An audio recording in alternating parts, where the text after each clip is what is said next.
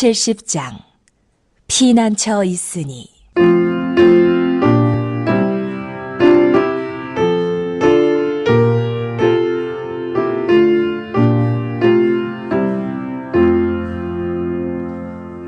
피난처 있으니 환난을 당한 자 이리 오라.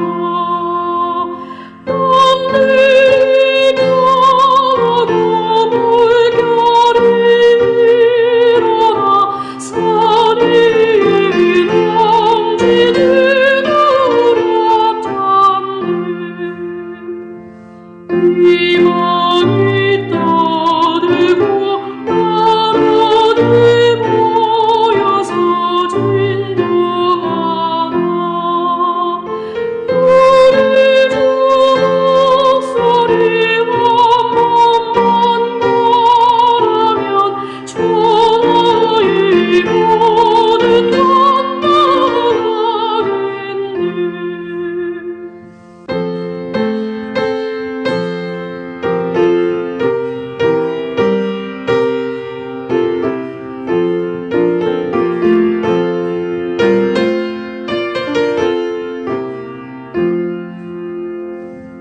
만유주 하나님 우리를 도우니 피난처요. 세상의 난리를 그치게 하시니 세상의 창감이 쓸게 없네. 높으신 하나님 우리를 구하니 할렐루야. 해방을 시하고 환란이 극하나 피난처 되시는 주 하나님.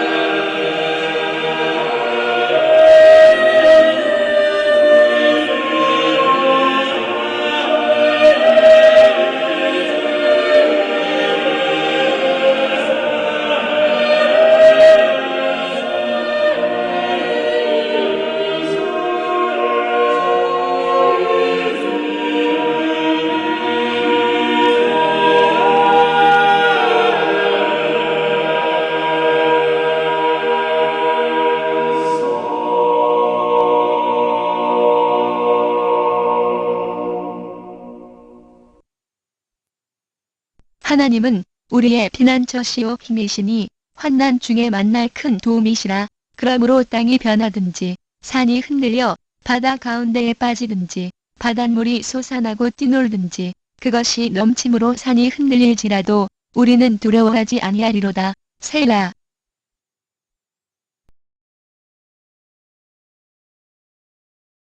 오늘은 환난 중에 도우시는 우리의 피난처 여호와라고 하는 제목으로 시편 말씀을 통하여 여러분과 함께 은혜를 나누고자 합니다. 오늘 본문은 고라자손과 관련을 가지고 있는 시이며 지휘자였던 영장의 지도로 연주된 음악의 가사임을 알 수 있습니다. 시편 가운데 본시에만 유일하게 사용된 알람못에 맞춘 노래라는 표현이 나오고 있습니다. 알람못으로 번역된 알라모트의 정확한 의미에 대해서는 잘 알 수 없으나 아마도 젊은 여자를 가리키는 말로 추측되어집니다. 즉 여인의 노래라는 의미입니다. 많은 여인들이 연합해서 부르는 노래로 오늘날로 말하면 소프라노의 고음의 여자 음성에 맞춘 노래의 가사임을 알 수 있습니다. 이와 같이 젊은 여인의 음성과 같은 높은 고음으로 노래하는 음악이나 또는 그러한 고음을 내는 악기로 연주하는 음악은 특별한 기쁨과 사랑을 나타낼 때 주로 사용되어졌습니다. 따라서 본문은 하나님을 향한 이스라엘 백성들의 뜨거운 사랑을 표현한 곡조로 보기도 합니다. 그런데 본문은 히스기야 통치 당시 아수르 왕 사네립의 침략으로 예루살렘이 함락당할 위기의 상황에서 하나님의 도움으로 구원받은 사건을 배경으로 지어진 시이기 때문에 막강한 적국의 침공과 포위로 죽음의 그림자가 짙게 드리워진 상황 속에서 하나님만을 향한 사랑과 신뢰를 포기하지 않겠다는 주제를 나타내는 시로 이해할 수 있습니다. 먼저 본문 1절에 하나님은 우리의 피난처시요 힘이시니 라고 고백하고 있습니다. 천지를 창조하신 능력의 하나님 되심을 나타내는 신명인 엘로힘을 내세우며 하나님의 능력이 바로 우리의 능력이시며 하나님께서 우리의 피난처이시요 힘이시라는 위대한 신앙 고백으로 시작하고 있습니다. 하나님에 대한 신뢰와 믿음을 노래하고 있는 것입니다. 여기서 나오는 중요한 단어 중의 하나는 피난처입니다. 피난처로 번역된 마하세는 문자적으로 비바람과 같은 위험을 피할 수 있는 장소를 가리킵니다. 당신의 백성을 환난과 위험으로부터 지켜주시는 하나님에 대한 비유적인 표현입니다. 하나님만이 인간을 지켜주실 수 있는 참되고 안전한 도피처이시며 하나님 안에 있는 안전과 평강을 방해할 수 있는 존재는 이 땅에 아무도 없다는 사실이 바로 하나님이 힘이시라는 시인의 고백에서 나타나고 있습니다. 피난처가 방어적 차원에서 성도를 보호해 주시는 하나님의 면모를 비유한 것이라면 힘은 공격적 차원에서 환난과 대적과 싸워 이길 수 있도록 능력을 주시는 하나님의 면모를 비유적으로 나타낸 것입니다. 즉 본문에서 하나님은 원수의 공격으로부터 성도를 보호해 주실 뿐만 아니라 적을 쳐서 이길 수 있는 힘 또한 주시는 분임을 노래하고 있는 것입니다. 또 본문에서 환난 중에 만날 큰 도움이시라 라고 고백합니다. 환난이라는 것은 협착한 곳, 좁은 장소를 나타내는 것으로 반대자, 적대자, 곤경 등을 의미하며 여기서 유래된 개념으로 고통, 역경, 고난 등을 나타냅니다. 하나님은 항상 성도들 가까이 계시지만 성도들이 하나님의 임재를 느끼지 못하는 경우가 많습니다. 그러다가 고난이라는 환경에 맞닥뜨리면 그제서야 하나님의 임재와 도움을 발견하고 감사하게 되는 것입니다. 이런 점에서 성도에게 환난은 하나님의 섭리를 발견하게 되는 통로라고도 할 수 있습니다. 시인은 하나님의 도움을 큰 도움이라고 하였습니다. 크다라는 말은 도움이 환난의 상황보다 커서 환난에서 충분하게 빠져나올 수 있다는 의미를 내포하는 것입니다. 하나님은 환난 중에 만날 큰 도움이시라는 이 고백은 시편에 자주 등장하며 믿음의 선진들의 체험적 고백이며 우리 역시 많은 이 세상에서 신앙적 공감을 가지게 하는 고백이라고 할 수 있겠습니다. 또한 본문 2, 3절에는 땅이 변하든지 산이 흔들려 바다 가운데 빠지든지 바닷물이 솟아나고 뛰놀든지 그것이 넘침으로 산이 흔들릴지라도 우리는 두려워하지 아니하리로다 라고 말씀합니다. 가히 상상할 수조차 없는 무시무시한 재난으로 사람들에게 엄청난 공포와 두려움을 주는 상황이라 할지라도 하나님께서는 우리를 건져주신다는 것입니다. 견고함을 상징하는 산이 흔들려 바다에 빠진다는 것은 하나님께서 세우심으로 견고하리라 믿었던 이스라엘이 이방 나라에 의해 침략을 당하는 것을 상징합니다. 이는 산과 같이 견고하다고 여겼던 신정왕국 이스라엘이 한순간에 흔들리고 사라져버릴 수도 있는 심각한 위기 상황에 처해 있음을 묘사하고 있는 것입니다. 큰 파도가 물이 끓는 것 같이 흰 거품을 일으키며 연이어 다가오는 무시무시한 장면을 묘사합니다. 시인은 대적의 공격으로 인해 삶의 기반이 흔들리는 상황 가운데 있는 이스라엘의 백성의 위기를 이렇게 상징하고 있는 것입니다. 바닷물이 밀려와 산을 덮어버리듯이 돌진하는 이방인의 포위 공격 앞에서 언제 침략당하고 패망될지 모르는 이스라엘의 운명을 나타냅니다. 시인은 산을 삼킬 정도로 웅장하고 무시무시한 파도의 이미지로 이스라엘이 국가의 존폐를 결정할 만한 절체절명의 위기 가운데 놓여 있음을 생생하게 묘사하고 있는 것입니다. 그러나 우리는 두려워하지 아니하리로다 라고 확신하고 있습니다. 어떠한 상황이 일어날지라도 결코 두려워하지 않겠다는 시인의 담대한 믿음을 보여주는 말씀입니다. 이처럼 극도로 어려운 상황에서도 하나님을 피난처와 힘으로 묘사하며 이스라엘에 대한 절대적인 믿음을 아름다운 시로 표현한 본문 시편 46편은 고라 자손이 지은 찬양시로 전쟁과 환란을 그치게 하시는 여호와에 대한 찬양입니다. 히스기야 왕 시대에 아수르 사네립의 침공을 받아 남유다의 온 성읍이 함락되고 이제 예루살렘 성마저 함락의 위기에 처하였을 때 하나님의 역사로 말미암아 구원받은 사건을 배경으로 하고 있습니다. 하나님은 우리의 피난처시요 힘이시니 환난 중에 만날 큰 도움이시라는 이 고백은 남유다가 멸망의 위기에서 하나님의 도우심으로 구원받은 후에 드린 고백입니다. 히스기야 시대에 예루살렘을 제외한 남유다 전체가 아수르 군대에 의해 초토화되었습니다. 그리고 마지막 남은 예루살렘 성마저도 수십만의 아수르 군대에 포위되어 곧 함락될 위기에 처해 있었습니다. 예루살렘을 포위한 사네립의 장수 랍사게는 속히 항복할 것을 거듭 촉구하였습니다. 이제 남유다로서는 아무런 가망도 없었습니다. 예루살렘이 함락되는 것은 시간 문제처럼 보였습니다. 그런데 그러한 와중에서도 히스기야 왕을 비롯하여 예루살렘에 있던 남유다 사람들은 끝까지 하나님을 신뢰하며 하나님께 도움을 호소하였습니다. 그럴 때 참으로 놀라운 일이 일어났습니다. 기적이 일어났습니다. 기적도 보통 기적이 아니었습니다. 상상을 초월하는 기적이 일어났습니다. 곧 예루살렘을 포위하고 있던 아수르 군대 중 18만 5천 명이 하룻밤에 몰살을 당함으로써 사네립이 포위를 뚫고 철수하게 된 것입니다. 이는 물론 하나님이 당신의 이름을 두기 위하여 택한 예루살렘 중에 함께 계시며 이스라엘을 도우셨기 때문입니다. 성도 여러분, 이러한 사실이 우리에게 보여주는 것이 무엇입니까? 하나님은 당신을 신뢰하는 자들의 완전한 피난처와 큰 도움이 되신다는 것입니다. 여러분, 사람들은 다 연약한 존재입니다. 그래서 나름대로 자기가 의지할 만하다고 여기는 것들을 의지합니다. 그리고 그들은 환난에 처하게 될 때 자기가 의지하는 그것이 자기의 피난처가 되고 도움도 될 것이라고 여깁니다. 어떤 이는 돈을 의지합니다. 어떤 환난을 만나도 돈만 있으면 해결할 수 있다고 생각하는 것입니다. 어떤 이는 능력 있는 사람을 의지합니다. 어떤 이는 권력을 의지합니다. 그러나 돈으로, 능력 있는 사람으로도 권력으로도 해결할 수 없는 환난이 있습니다. 심각한 질병을 만난 사람에게는 돈도 어쩔 수 없는 것을 볼 수 있습니다. 암이나 희귀병으로 투병하는 자들에게 돈의 효력이 더 이상 미치지 못할 때가 있습니다.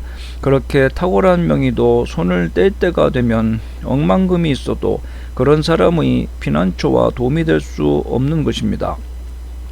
어떤 이는 환난을 만났지만 자기가 의지하는 그 사람이 그의 피난처가 되어줄 수 없는 것을 볼 수 있습니다. 또 어떤 이는 환난 가운데서 권력을 의지해 보았지만 권력으로도 어찌할 수 없는 것도 볼 수 있습니다. 이 땅 위에는 이처럼 사람의 힘이나 돈이나 권력으로 극복할 수 없는, 돈이나 권력 등으로 극복할 수 없는 불가항력적인 환난이 참으로 많습니다. 대지진과 홍수, 태풍의 위력 앞에 속수무책인 경우가 얼마나 많은지 모릅니다. 아무런 원인도 알 수 없는 전염병으로 인해 수없는 사람들이 쓰러져 갈 때면 아무리 탁월한 의사라도 무력감으로 바라볼 수밖에 없습니다. 그러나 하나님은 불가항력적인 환난 가운데서도 당신을 의지하는 자들의 완전한 피난처와 큰 도움이 되십니다. 하나님이 함께 하시면 어떠한 환난이라도 극복할 수 있습니다. 하나님을 의지하는 자라도 환난을 만날 수 있습니다. 그러나 하나님을 의지하는 자에 대해서는 백만대군이라도 무서운 질병이라도 쓰러뜨리지 못합니다. 아무리 강한 사단이라도 그를 망하게 하지 못합니다. 육체는 멸할 수 있어도 그 영혼은 멸할 수 없습니다. 또 하나님이 막으신다면 육체도 멸할 수 없습니다. 그렇다면 여러분은 이러한 하나님과 어떤 관계를 맺고 계십니까? 환난날에 하나님을 우리의 피난처로 삼기 위해서는 평상시 그분과의 관계가 중요합니다. 썰렁한 관계에서 도움을 요청하면 냉대만 받을 뿐입니다. 우리는 하나님과 깊은 신뢰와 사랑의 관계를 맺어야 합니다. 그런 관계가 되었을 때 비로소 하나님은 어떤 도움을 요청해도 기쁘게 수락하실 것입니다. 하나님은 그분과 깊은 신뢰의 관계를 맺는 자가 환난을 만날 때 피난처와 큰 도움이 되어주시는 분이라는 사실을 잊지 마시기를 바랍니다. 우리 영혼이 여호와를 바라며 저는 우리의 도움과 방패시로다 라고 시편 33편 20절에 말씀합니다. 이사야서 41장 10절에 두려워 말라 내가 너와 함께 함이니라 놀라지 말라 나는 내 하나님이 됨이니라 내가 너를 굳세게 하리라 참으로 너를 도와주리라 참으로 나의 의로운 오른손으로 너를 붙들리라 라고 이사야서 41장 10절에 말씀하셨습니다. 여러분, 하나님을 의지하는 사람은 천지가 요동해도 두려워하지 않는 것입니다. 땅이 변하든지 산이 흔들려 바다에 빠지든지 두려워하지 않을 것이라고 본문은 말씀합니다. 여러분, 사람은 참으로 연약한 존재입니다. 얼마나 나약한 존재인지 어떤 이는 밤중에 혼자 다니는 것을 두려워합니다. 어떤 이는 천둥번개만 쳐도 두려워합니다. 어떤 이는 자기의 작은 허물을 들킬까봐 두려워합니다. 세상에는 많은 환경들이 사람을 두렵게 합니다. 그런데 시인은 이러한 상황을 만나도록 두려워하지 않을 것이라고 말하고 있습니다. 그런데 시인은 이러한 상황을 만나도 두려워하지 않을 것이라고 말하고 있습니다. 사람이 공포와 두려움에 사로잡힐 수밖에 없는 위험한 상황 속에서 어떻게 시인은 이런 선언을 할 수 있는 것일까요? 시인은 그러한 두려운 상황이 온다 할지라도 결코 두려워하지 않겠다고 선언하고 있습니다. 그 이유가 무엇입니까? 1절에 고백한 대로 하나님이 그의 피난처가 되시며 환난 때에 큰 도움이 되실 것이기 때문입니다. 하나님이 당신을 의지하는 자를 보호하지 못할 큰 재앙은 없다고 확신하고 있기 때문인 것입니다. 성도 여러분, 무엇을 두려워하십니까? 사도 바울은 로마서 8장 35절에 누가 우리를 그리스도의 사랑에서 끊으리요? 한라이나 공고나 핍박이나 기근이나 적진이나 위험이나 칼이라 라고 확신에 찬 선언을 하였던 것입니다. 오늘 우리가 우리의 피난처 지어 환난 날에도 큰 도움이 되실 수 있는 하나님만 의지한다면 우리는 더 이상 두려움의 종이 되지 않을 수 있는 것입니다. 여러분, 유다 백성들은 하나님을 믿는다 하여도 그들의 소망과는 다른 방향으로 매우 어려운 위기와 절망적인 상황을 만나게 되었던 것입니다. 그러나 본문의 시인은 그러한 상황 속에 처할지라도 하나님을 향한 믿음을 결단코 버리지 아니하며 두려워하지 않을 것이라고 말씀하고 있습니다. 끝까지 상황과 환경에 상관없이 또 자신의 염원이나 소망과 상관없이 하나님이 베푸시는 은혜와 구원을 믿기 때문인 것입니다. 여러분, 사람은 누구나 마음의 소원을 가지고 살아갑니다. 하나님께서는 성도의 마음의 소원을 이루어 주시는 분이십니다. 그러므로 우리가 내일에 대한 꿈을 갖고 믿음으로 힘차게 행진해야 되겠습니다.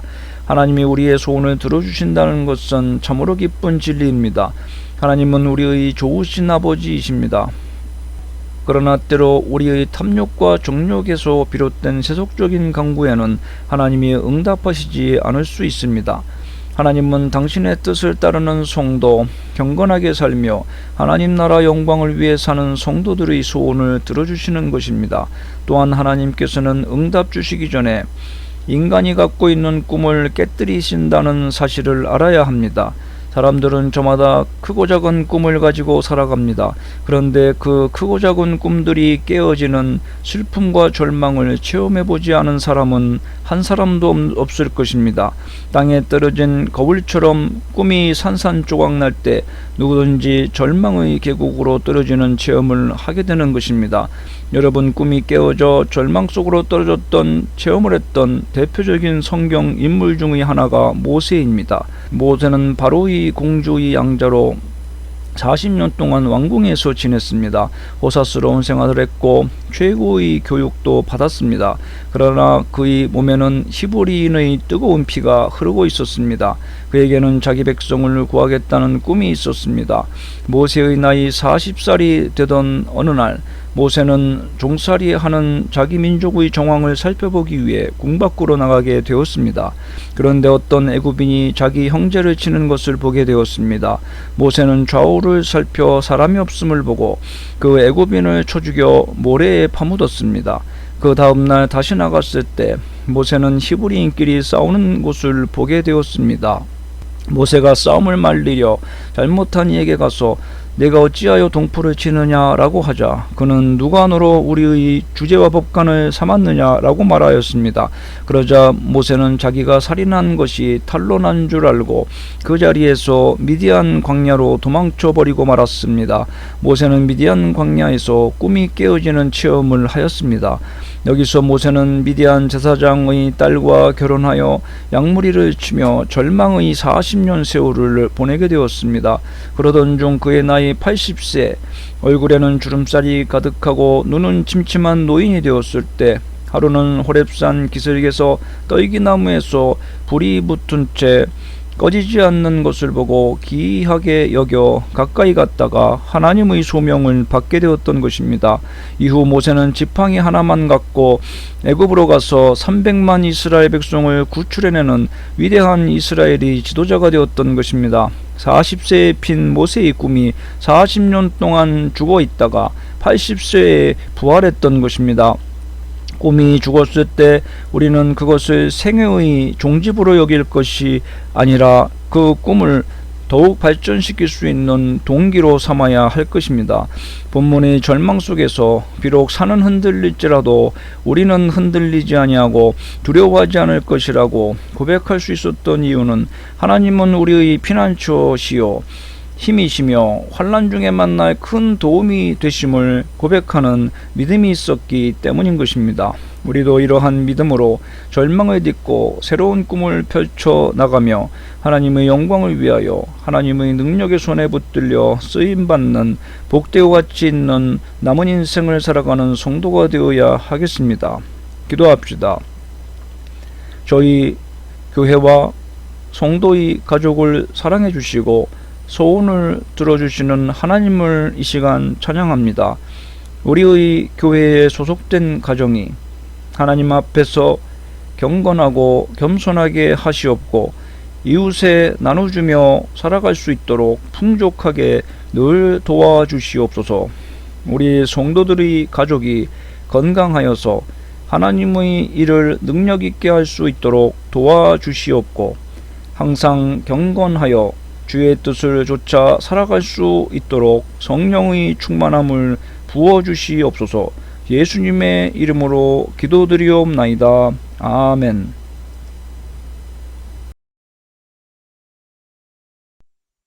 (570장) 주는 나를 기르시는 목자.